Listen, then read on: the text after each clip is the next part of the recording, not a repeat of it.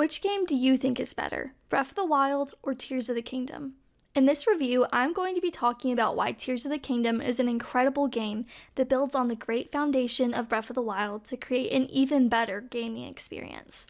I'm also going to be giving the game a rating out of 30 possible points with 5 points possible per category. So let's jump into the first category, music. The music is really, really good. It feels more substantial, interesting, and engaging than Breath of the Wild's music.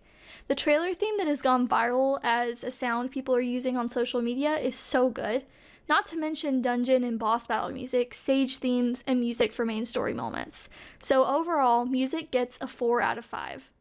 The next category is exploration. There feels like there's so much more to do in this game. The map expanded so much, and going to places involves more than just climbing mountains and crossing rivers now. The caves, the depths, and the sky islands add so much to the game. The only con to this is it can feel a bit overwhelming, but it is better than not having enough to do. The potential con could be a benefit though, because it encourages more gameplay time. Either way, this expansion of the map from Breath of the Wild makes the game much more interesting to explore and has much more to do. Overall, exploration gets a 5 out of 5.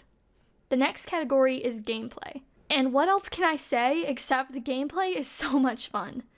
Starting with the abilities, all the new abilities expand the game and make it so much more fun than before. Ascend has made exploration and puzzle solving easier and much more interesting. Ultra Hand allowing us to build things is really cool. I've seen some really cool creations. The Fuse ability is one of the most fun things to use because there are so many possibilities. I've heard of bee wands, and the gems let you create elemental effects, and there's the tails make it like a whip. It's so cool. Rewinding time is such a cool feature for solving puzzles and just using throughout the game in general.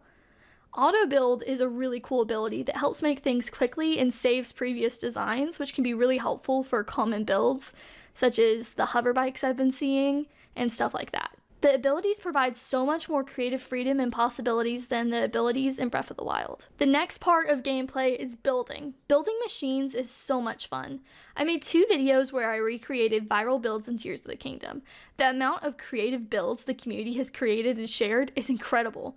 There are so many possibilities depending on how well you understand the game's mechanics. The next subcategory of gameplay is combat. Fuse makes combat so much more interesting.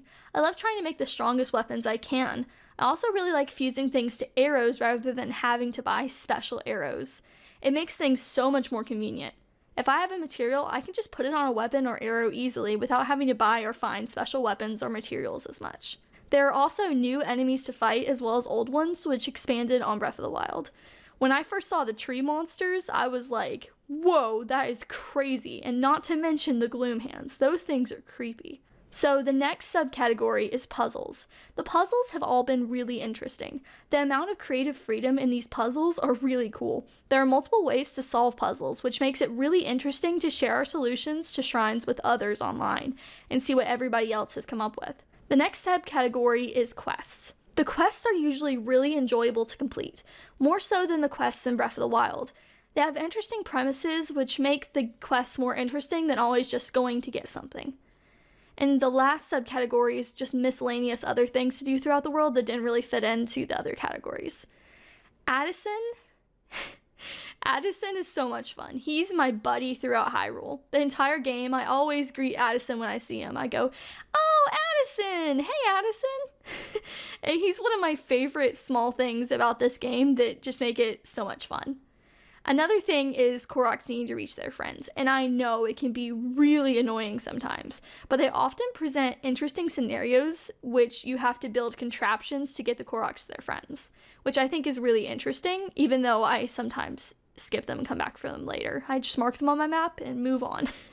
So overall, gameplay gets an outstanding 5 out of 5. The next category is the story. The story was tied together better in this game, and the memories were more fun to find. The story was a lot better because it built on the story of the first game, and the main stories for each region were all great opportunities to build on characters we were introduced to in the first game and created new interesting scenarios. One thing I didn't like about the story is that the champions were not referenced very much.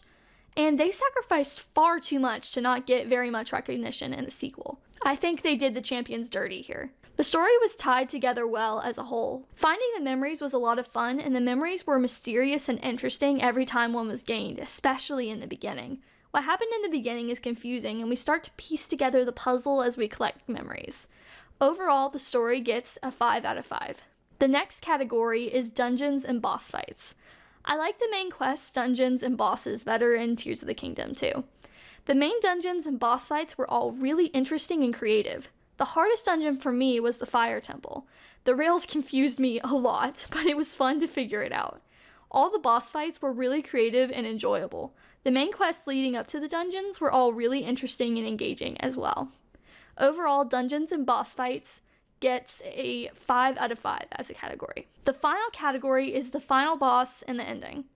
It was challenging, rewarding, and a good way to wrap up the game. The lead up to the boss was really challenging too, and made it feel like a lot more of a boss fight than in Breath of the Wild. The final boss fight was much more interesting and challenging than in Breath of the Wild.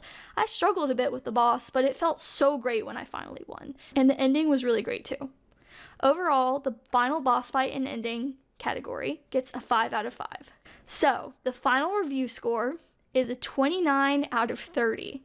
Tears of the Kingdom is a fantastic game, but I think it shines the most in terms of gameplay. With so much creative freedom and materials, people are creating their own path in unique ways that allow the game to become so much more than Breath of the Wild. Which game do you like better, Breath of the Wild or Tears of the Kingdom? Comment below with your opinion, and have a great day. Thanks for watching.